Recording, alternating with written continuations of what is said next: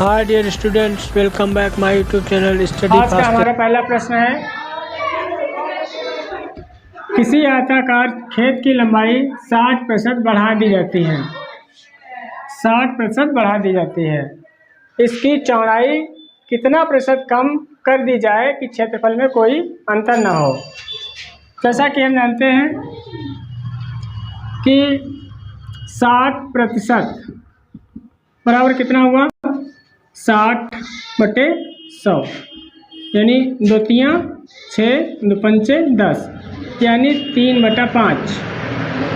तो 60% बढ़ जाता है यानी 60% कितना बढ़ा है और इसका मान आया है 3/5। यानी पहले जो था खेत की लंबाई पहले जो थी कितनी थी, 5 थी। खेत की लंबाई पहले कितनी थी, 5 थी और बढ़ी कितनी है, 3 बढ़ गई है। कितनी बढ़ गई, 3 बढ़ गई। तो ये 5 में 3 जोड़ दिए, कितने हो गए, बढ़ के हो गए 8। कितनी बढ़ जाती है। फिर कह रहा है कि इसकी चौड़ाई में कितना प्रतिशत कम कर दें, कितना प्रतिशत कम कर दी जाए कि क्षेत्रफल में कोई अंतर ना आए। तो पहले कितना था, क्षेत्रफल की लंबाई कितनी, खेत की लंबाई कितनी थी, 5 और अब कितनी हो गई, 8। तो इसके और इसके बीच का अंतर कितना आया, 3।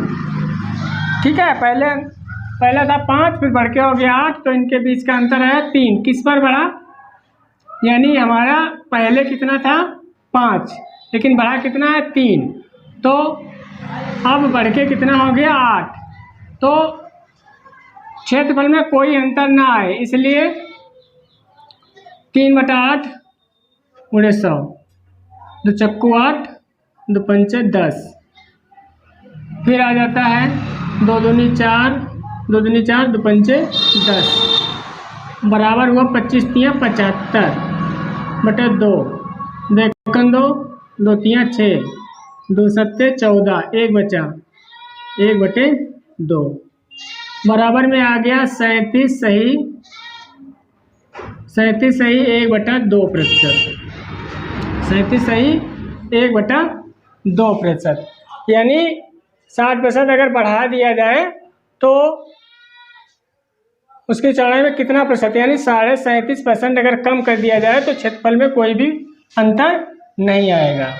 और इसी सवाल को हम लंबाई बढ़ी है कितनी, 60% और पहले लंबाई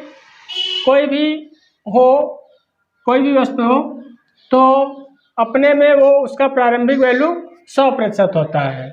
तो हम क्या करते हैं 100 में 60 जोड़ देते हैं और प्रतिशत निकालने के लिए हम 100 से गुणा कर देते हैं, 100 से गुणा कर देते हैं। तो क्या हो जाएगा 60/160 × 100 इतना हो जाएगा।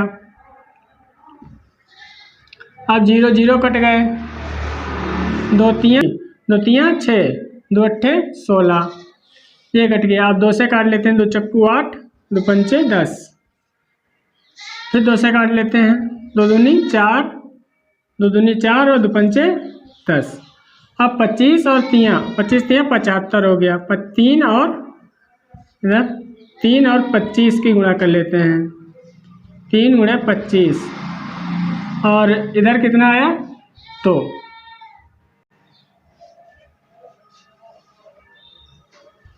2 बराबर कितना हो गया 75/2।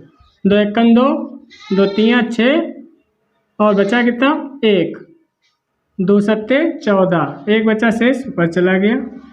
आ गया हमारा 37 सही 1/2 बराबर 37 सही 1/2%। इस तरीके से भी हम इसको लगा सकते हैं। दूसरा प्रश्न है, ए का वेतन बी के वेतन से 40% कम है। बी का वेतन ए के वेतन से कितना प्रतिशत अधिक है।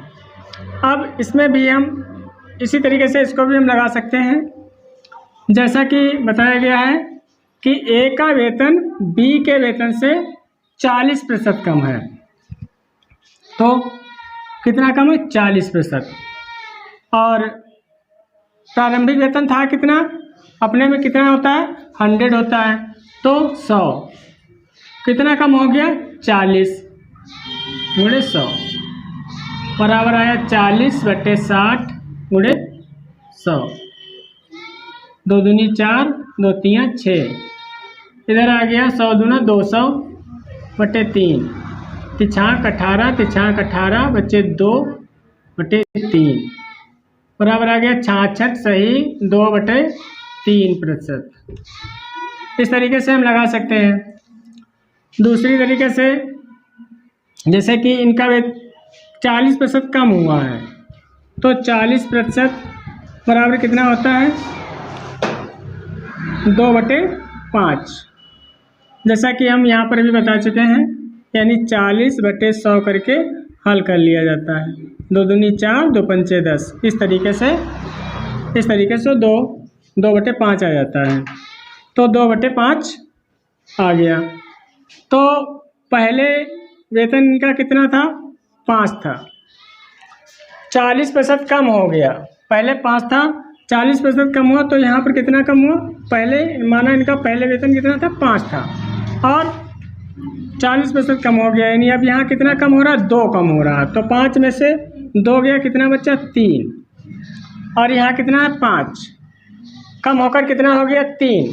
अब इन दोनों के बीच का अंतर कितना है 2, किस पर अंतर है 3 पर, तो 3 गुणे 100, 3 गुणे कितना हो गया, अब 100 की गुणा कर देंगे 200/3 हो जाएगा, काट देंगे 3 × 3, तिछाक 18, तिछाक 18 2/3, इस तरीके से लगा सकते हैं 66 सही 2/3, इसका भी उत्तर आ जाएगा। इसी तरीके से तीसरा सवाल है, ए की आय बी की आय से 25% अधिक है, इसमें दिया कम है और इसमें है अधिक है, तो बी की आय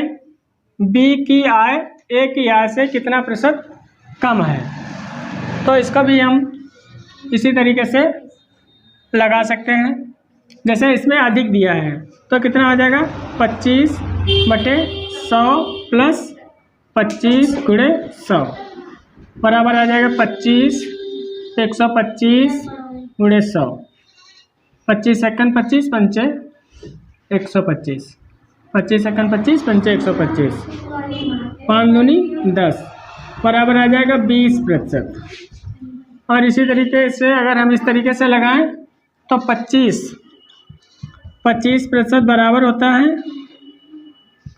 1/4 के, तो अब 1/4 तो कह रहे हैं कि 25% अधिक, यानी प्रारंभिक आय कितनी है इनकी 4 है और 25% अधिक हो जाए तो यानी 4 पर कितना बढ़ गया 1, बढ़ गया कितना हो गया 5, अब 4 से 5 हुआ, कह रहे हैं कि इनकी आय में कितना प्रतिशत कम है। अब इनके बीच का अंतर कितना आया 1, किस पर 5 पर, तो गुणे 5/100, 5 × 5, 5 दूनी 10, 20 बराबर 20%। इस तरीके से भी हम इस सवाल को लगा सकते हैं।